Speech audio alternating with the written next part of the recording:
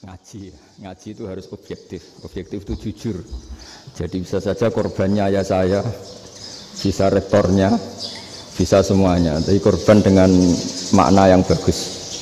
Karena di antara saran Al-Quran, Allah ngendikan kalau belajar atau mencari nasihat atau mencari kebaikan apa saja, itu diistilahkan walau ala anfusikum awil walidaini wal aqrabin, meskipun ketentuan itu merugikan kamu. Jadi ketentuan apapun yang merugikan kita, kita harus tetap kaji meskipun itu tidak menguntungkan kita.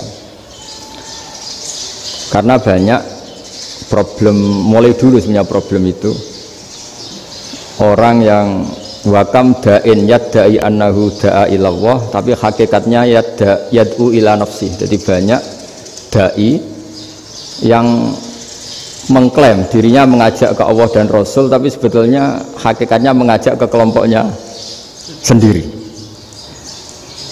Saya ini termasuk kiai yang masih orisinil. Artinya orisinil gini, suatu saat atau kapan saja saya kok sudah tidak laku jadi kiai, asal Islam jalan tetap senang, karena nggak penting yang populer saya apa enggak itu tidak penting, yang penting agama ini tetap jalan. Sama, negara ini harus jalan siapapun presidennya. Ya ini penting saya utarakan karena perbedaan antara nafsu dan komitmen beragama itu tipis sekali. Sehingga dulu pernah ada cerita, ini bukti keadilan Rasulullah SAW. Pernah suatu saat Nabi itu ngaji, yang ngaji seperti ini. Terus ada pemuda dengan cueknya ngelewati masjid yang sedang dipakai Nabi ngaji. Sehingga cerita semuanya ngomel ya, bergumam. Celaka betul pemuda itu, ada Nabi ngaji kok tidak ikut ya. Tapi Nabi secara besar hati ngendikan, ini ada di beberapa kitab di Fadhailul Kasbi, keutamaan kerja. Kata Nabi, pemuda itu mau mencangkul di lahannya.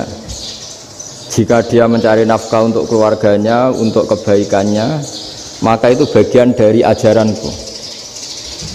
Jadi Nabi berbesar hati bahwa kerja seperti itu bagian dari ajarannya. Jadi tidak harus datang ke majelis ngaji. Dan bisa saja yang sedang hadir itu ya orang yang hindari istrinya minta belanja, dari ngaji terus benar dituntut belanja kan gitu. Mungkin anak-anak UMM yang kesini daripada tengok-tengok yang Malang bosen jalan-jalan ke Rembang gitu. Ya, jadi nggak mesti benar juga niatnya gitu. Jadi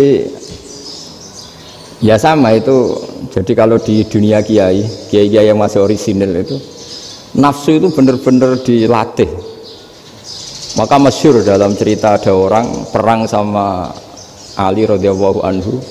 Ketika perang ini sangat semangat, tapi ketika orang itu meludahi dan Sayyidina Ali ini tersinggung karena diludahi, Sayyidina Ali langsung angkat tangan, sudah perangnya nggak usah diteruskan karena saya marah sama kamu sekarang demi nafsu karena kamu meludahi saya, padahal saya tadi motifnya demi Allah dan Rasul.